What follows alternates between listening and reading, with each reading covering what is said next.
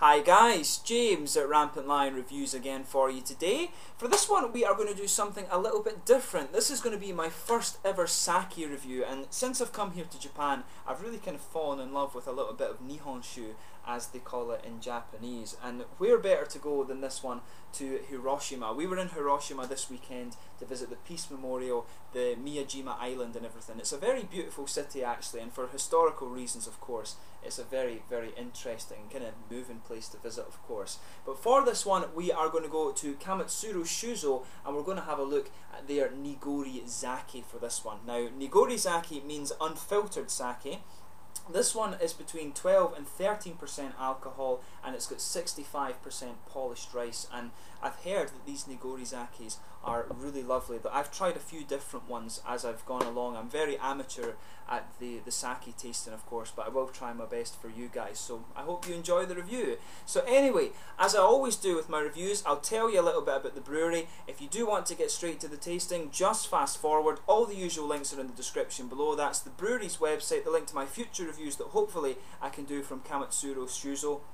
Hopefully I can find more of these sakes actually. I'll put all the usual social media in there, and as I always say, if you want to check out the beer reviews and everything like that, please do subscribe to the channel and let me know your own thoughts on these sakes and things if that is something you are interested in. Do recommend some other ones for me to have a look at as well. But anyway, to tell you a little bit about Kamotsuru Shuzo. So the roots of Kamotsuru Shuzo go back to the year 1623, which was during the Edo period in Japan, and the Kamotsuru name was first used in 1873 by Kazuhei Kimura, who was actually one of the three sake brewers in the famous Saijo region in Japan. The three main areas, or three of the most famous areas in Japan for sake, are actually Saijo in Hiroshima, Nada in Hyogo, which I believe might now be one of the districts of Kobe, and there's also Fushimi in Kyoto, but there's many other regions of course that are getting more and more famous for sake. It's all to do with the quality of water and the quality of rice that you can produce in the regions that make the region famous for its sake of course. But the brewery here actually sits on Sakagura Street in Saijo in Higashi, Hiroshima,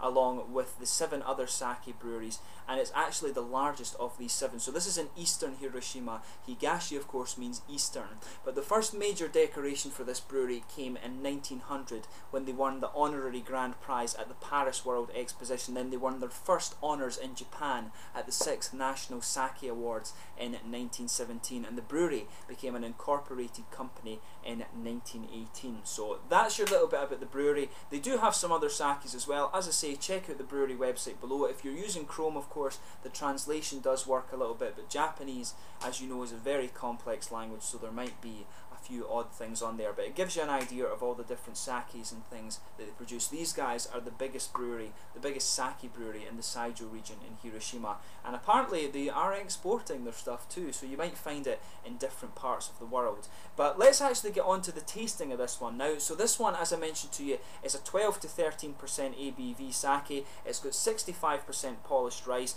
and the rice type used in this one is komekoji rice, which is a kind of malted rice apparently. And this one, as I say, is a Nigori zake, which literally means unfiltered. There's the main types of sake that you normally get are the junmai, the honjozo, the ginjo, and the daiginjo as well. And the kind of parameters that you want to test when you're tasting sake is the floral character, whether it's got tropical fruit and things like that, a little bit of earthiness, some sweetness, dryness, acidity, impact and tail, and whether it's explosive as well and things like that. That's the sort of things you want to look at with sake. So we'll give it a go and see how we get on with this one. So let's get this guy open and we'll get on with the tasting then.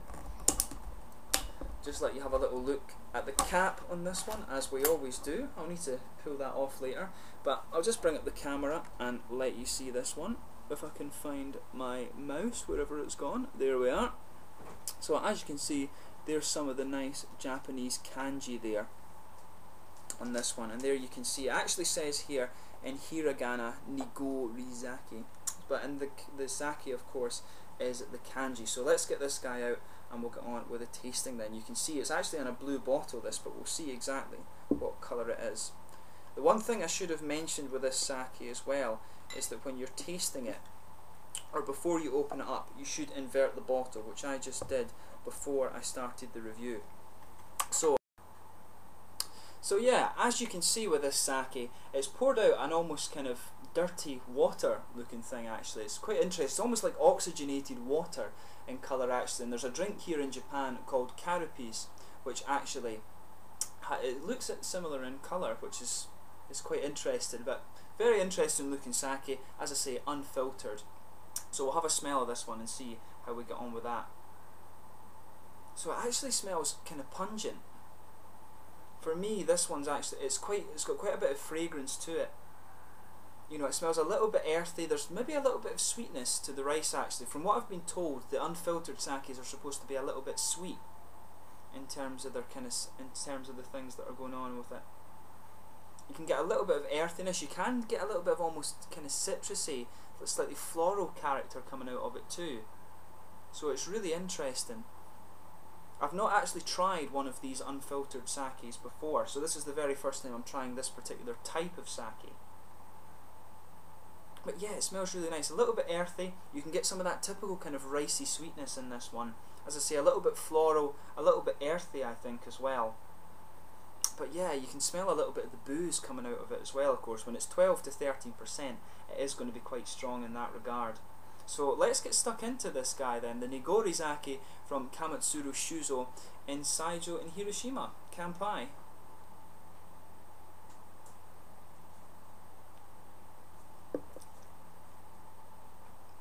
Now, the first thing you're going to say about this sake, if you try it for yourself, it's pretty damn nice actually. The thing that I'm noticing, as I was expecting with this kind of unfiltered sake, is that it's actually really quite sweet.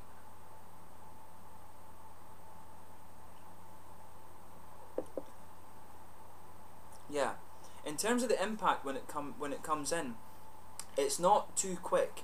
It comes in, it's very, very smooth, it builds up, and it actually builds to be quite sweet, to be honest with you. That's the interesting thing about it.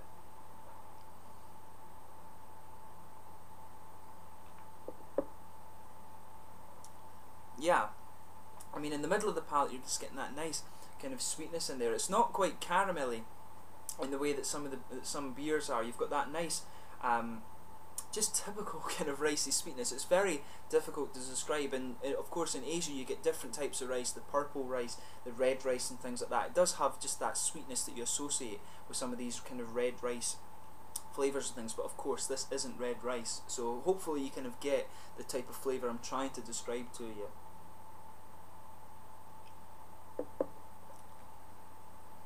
I'd say there's a little bit of earthiness to it, just a little bit though, and in terms of that, it's very, very smooth. There is a kind of floral character to it, and it does have a little bit of there's a little tiny bit of fruitiness to it, which is quite interesting.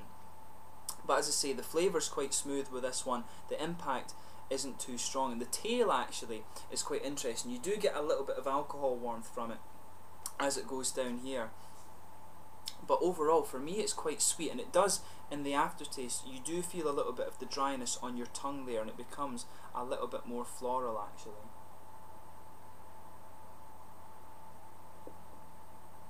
But yeah, it's a really, really nice sake, and the thing that's scary about sakes, of course, they're 12 to 13%, so they are pretty damn strong, but to be honest, you can drink quite a lot of this, because it is really nice. You're supposed to drink it in little cups like this, and you can actually get it in the little kind of ceramic things too, and on the little plates. Usually you get a tall glass and they put it in a plate, they pour it in and it flows over the sides, and you drink your sake like that, but it's very, very nice.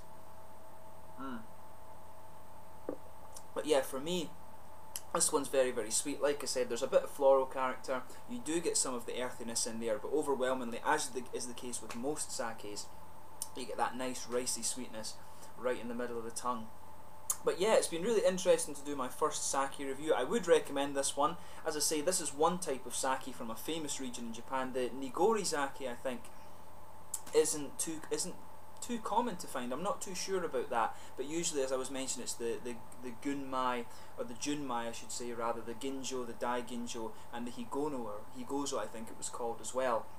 These are the main types of sakes. This one is a little bit more difficult to find, and I will actually do a video where I talk about the sake brewing process, the triple fermentation process and things that goes on there, and all the different types of sakes, the different regions and stuff like that. So you can look forward to that, but I hope you've enjoyed my first sake review that I've done on the channel. So this one was the Nigori zake from Kamotsuru Shuzo in Saijo in Hiroshima. So thank you once again for watching. You will see another sake review coming up, and I will try and do a couple more before I return to Sweden in August. So until next time, kanpai just now. Let me know your own thoughts on this sake. If you do happen to have tried it before, recommend some sakes for me to have a look at as well, and do of course go and try a little bit of Nihonshu for yourself. Until the next time, kanpai just now, and I will catch you soon. Cheers.